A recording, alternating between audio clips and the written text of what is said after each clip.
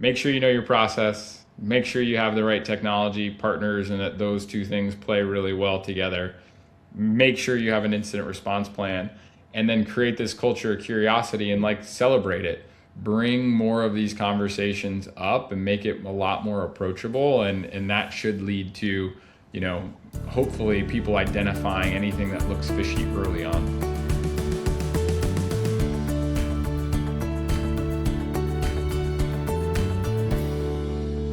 One of the things that I think would be helpful for our listening audience is if you're an agency owner or in management, what questions should you be asking of your organization? Because, Tyler, as you know, everybody has a process, everybody has a Yeah. procedure, and they have safeguards because people are trying to do the right things, right? But what questions should they be asking to really determine if they've done what's necessary to mitigate this risk? I really think about it in like four buckets probably. So the first bucket is your process and procedures. And like you said, everybody has a process, but like I think that you need to kind of audit that process and then also make sure, is the team complying with that process, right? So like it's great, but if everyone's doing something different, then it's clearly not working. So I think like understanding the process first and foremost. I think secondarily, you know, the application of technology against that process. So when we think about, we're now in 2026, we are beyond kind of that adoption curve of the early adopters. We're in sort of the majority, late majority of the industry.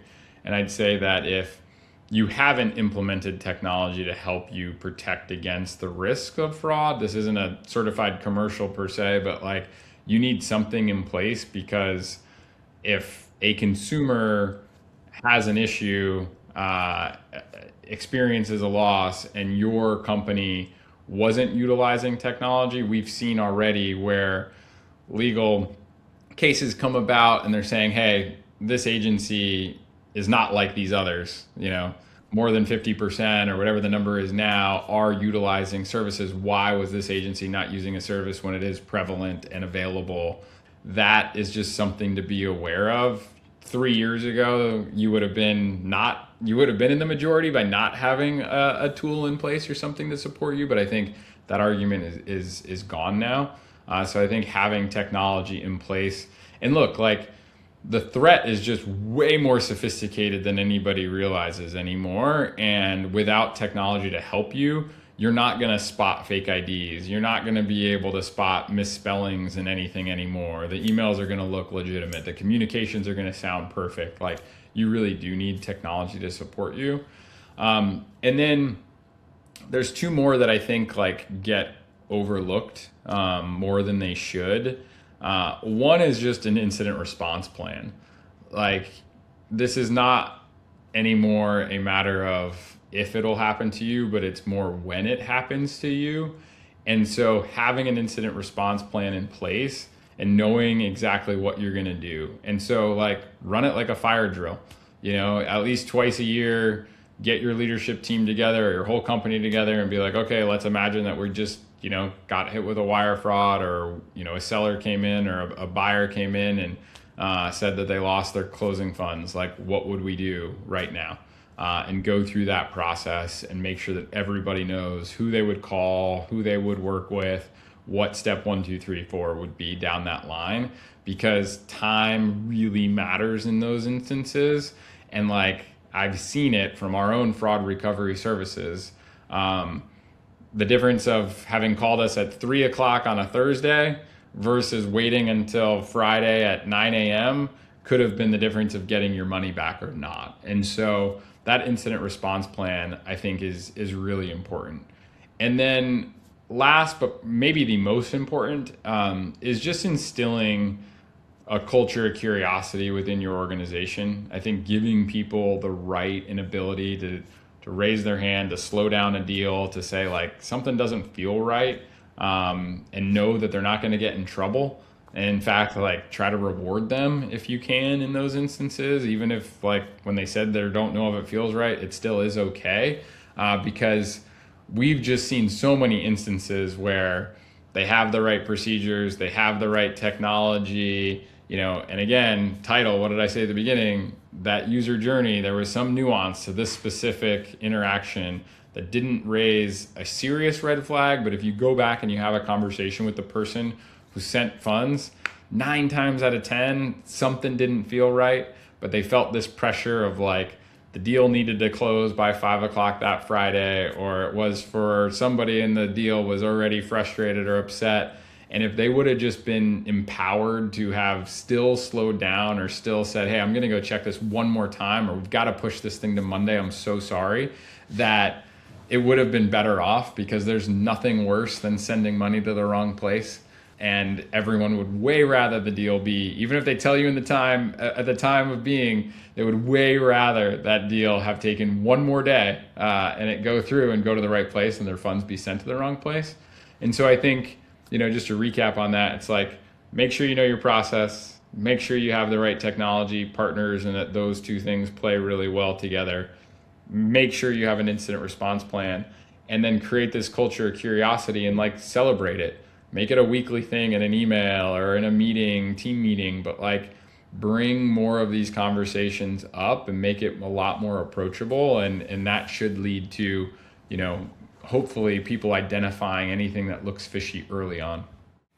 I'm in total agreement, because there's so much pressure, and Yeah. there's always going to be parties that are pushing, and there's no replacement for kind of a culture that, like you said, rewards and celebrates a gut level reaction that says, wait a minute, something doesn't feel right, and having the freedom to do that is a really big deal. It's an excellent point, Tyler.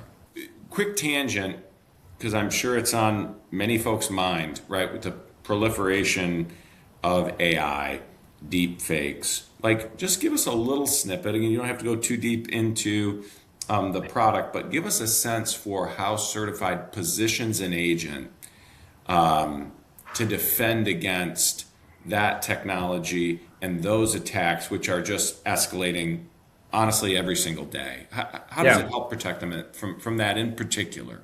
Yeah, so I think the thing to keep in mind is that, deep fakes and voice cloning and all of the things that I could send you videos that I've made myself to just know and show how easy it is to do. All of that will continue to increase, and we will continue to have very sophisticated fraud models that help us to triangulate and identify fake IDs. Will be one of the biggest ones that we'll see. And enable the detection of things like that for our customers. But I think even more practically speaking, AI is just enabling fraudsters to operate at a scale that is just way larger than ever before. And so they're sending more fraudulent emails. They're attempting more times to get people to respond to text messages that look like they're coming from your bank or your real estate agent. And so they got a lot more lines in the water, if you want a fishing reference, right? And they're more likely to catch a fish as a result. And I think that is what I would say is the most immediate way in which we're able to support, is just that we are constantly monitoring every single interaction for any business or consumer that's utilizing Certified, which means that the minute that a buyer goes to access wiring instructions or pay their earnest money deposit or sign a document, we are able to triangulate if somebody has been intercepted or compromised. And so that becomes this very secure ecosystem that we can provide to all of our customers and all of their clients. And that's really where we're starting to separate from the pack of other folks that are workflow solutions or, trying to say that they can provide security around these solutions. for us, it's like in our DNA in terms of we've always been collecting and aggregating data and signaling for every single device, every single identity, every single person that's ever interacted with a real estate transaction. And with AI, we can sort of like supercharge that model as more people come in or more fraudsters try to enter into those deals. We're able to detect it a lot sooner and prevent something bad from taking place or from money moving to the wrong account a lot earlier in that transaction life cycle. So it's in one sense, your own ability to detect is compounding as you collect this data and you can leverage the technology against it, which to your point is so much better than a static workflow solution that helps just with process, which is good, Yeah. right? But that's a whole different level of threat recognition, if I can say it that way. Exactly. And there's like a network effect where because we've gotten bigger and bigger as, you know, the most established player in this space, and we're creating data connections with other sort of big prominent players that are getting live data on fraud, we're able to, if we see an email address or a phone number that's just being typed in on an open order, and we already know that that's a compromised device or that's a compromised email, we won't even let the order take place. We'll say, hey, hold on, before you move forward, like we know that that email is already compromised. So we're just trying to become this like most secure possible vault for those real estate transactions to take place. And some of those connections just wouldn't have been as easy to get going and as easy to now triangulate without the use of AI inside of our products. It's awesome. And I appreciate you tolerating the tangent there, but I know it's something that we talk about with our agents. We talk about it constantly, and like we have to continue to evolve our business as a result. And like it's fun, to have this sort of technology at your fingertips, especially when you know that the other guys have it. The fraudsters have been using it for a while. And so we always say to our team, I don't believe in being one step ahead of the fraudsters, because I think that then you don't know where they're going to go. But I always say, like, we need to be a half a step behind. We need to anticipate a little bit of like where that foot is about to land, but like don't go chasing in a lot of different directions. Just be prepared as they move. We got to move right behind them and close that gap right away. That's great. Well, I think this kind of sets up the last part of the discussion. I know about a year and a half or so ago, coming into this role and frankly looking at our partnership, which has been so successful, and the adoption with our agents, we started to have a little bit of a discussion about, how can we really drive the usage of Certified, not only across more agents, but in terms of depth, such that every agent would think about utilizing the full suite of certified products to keep them safe. And when we look at the proliferation of fraud, we want to find ways to drive our agents to safety, and ultimately for the safety of the consumers. And so I have to applaud you and working with us. You came up with a really interesting approach to do one fee per file, where an agent can kind of all you can eat utilize the full suite of products on this file, and really remove any disincentive to thinking about the financial piece as an agent weighs how and when do I use Certified. We wanted that off the table so that they think about, we're going to use this in as many applications as we possibly can. And I think we achieved that, right? With the $15 per fee file charge, which has been awesome. And we've seen great adoption. And we're super excited about that. And we appreciate your partnership in that regard. I'm curious, though, as you've seen that launch, Tyler, any comments on how you've seen the market receive that, or how agents have leveraged that? That's something we're in an ongoing effort from a partnership standpoint, seeking to push, again, just with the pure motive of keeping our agents safe. But how have you seen the market react to that? Yeah. I mean, overwhelmingly, it's been positive. I think that the market, look, everything in a title operation is mostly driven by revenue per file, right? And then they can plan and budget around it. And so for us to have aligned our pricing model to be against the file has really enabled better budgeting, better planning. And so I think that that has been really positive. I think we've also seen in the data that folks that are on our per file model are utilizing more products per file than they were previously. So that's another great indication. I think, if I bifurcate like what I want to see the rest of 2026 into sort of two buckets, I think one bucket is on us. And as an organization, we're going to continue to make sure that all of our products are even easier for our customers to leverage on any given file.